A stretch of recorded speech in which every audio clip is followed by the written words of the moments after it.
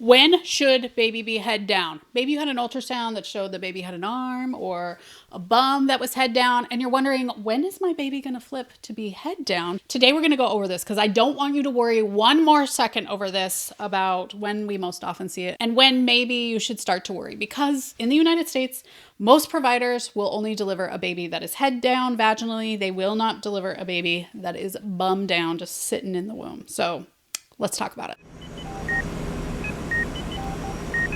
Now, every ultrasound that you get will most likely tell baby's position. Maybe not those first ones, but at your 20-week ultrasound, it should tell you baby's position. And I'm here to tell you that baby can be in any position that they want to be, because your baby at that time can just do somersaults in the womb. They can be all over the place.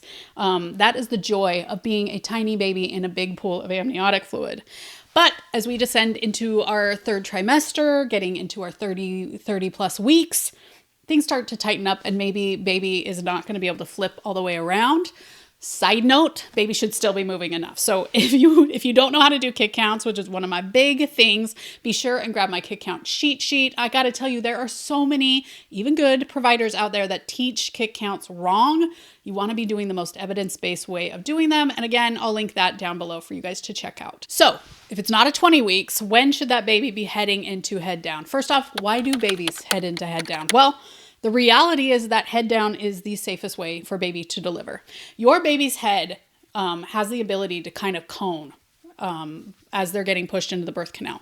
Your baby's bum does not have the ability to do that. And these hips, are just not real squishable, which is weird because our head is definitely not squishable. A baby's head has these things called sutures that can help it turn into a little bit of a cone head as they're born. By the way, your baby will likely have a cone head at delivery. And so that's why we have hats. That's not the only reason that we have hats. But a lot of people have no idea that their baby was going to have a cone head until they see it on their baby. And that is because everyone else hides their baby's cone head with hats when you see it online. Yeah.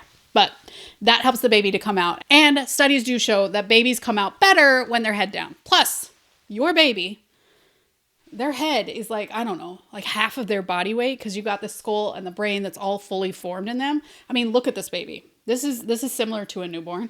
The head is the heaviest part, which is why it goes down. So, if you're thinking of you're floating in a pool and you have a heavy weight up by your head, the heavy weight is going to go down and you'll be upside down. So that is why most babies, and I think it's like 95% of babies, will be head down before delivery. So that's a good thing to know. I think a lot of us worry that it's like 20% or something, and that is not the case. Mother Nature in general makes it so babies flip head down. But I am here to tell you that there are reasons why some babies don't flip head down. Who knows what the heck they are? The cord could be in the way. The placenta could be in the way of them flipping.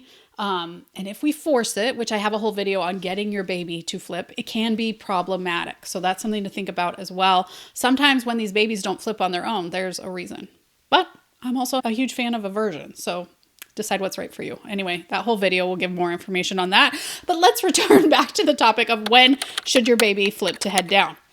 Personally, I like to see babies head down by about 33 to 35 weeks of pregnancy.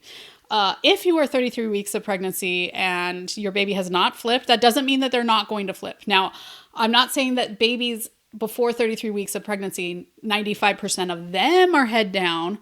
Most of those babies will turn head down eventually. But if I was 33 weeks of pregnancy and my baby had not flipped head down, I would probably start doing the spinning babies techniques, and I might go see a chiropractor just because I think it would be awesome for my hips and my symphysis pubis. I wish I had seen a chiropractor during my pregnancy just for that, but also could help baby flip. I've seen so many chiropractors who are trained in the Webster technique. So that is different than other chiropractors. I have a whole podcast that I did with a chiropractor that I trusted because I've seen her a lot online. And I'm going to link that down below in case you're like, a chiropractor, Hillary, tell me more.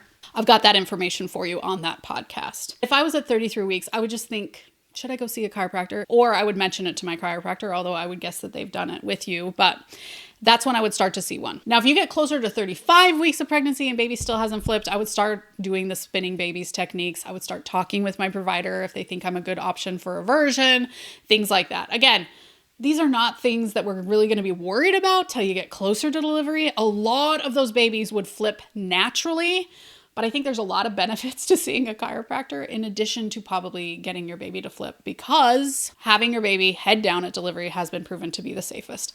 I do want to give a caveat. I wish more providers gave patients the option to have a vaginal delivery, even if their baby is bummed down. I mean, I've looked at the studies, and if that was me, I would probably have a C-section just because of the complications that it can cause. But I wish that it was an option, especially for people who've already had a baby. They have a tested pelvis.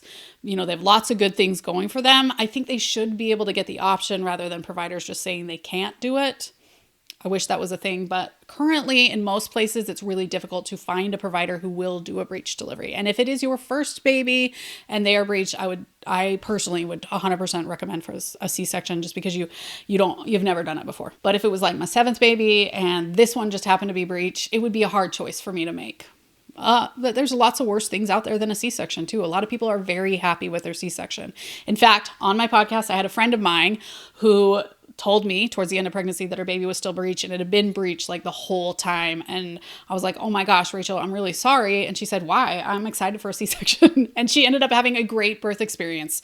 So I think that's something that we can do as well. We can shift our attitude to be like, that is clearly how my baby is in there. And I'm going to feel positive about how things are going. And I'm going to have my baby whatever way they want to be born. There's lots of reasons why you might end up having a C-section.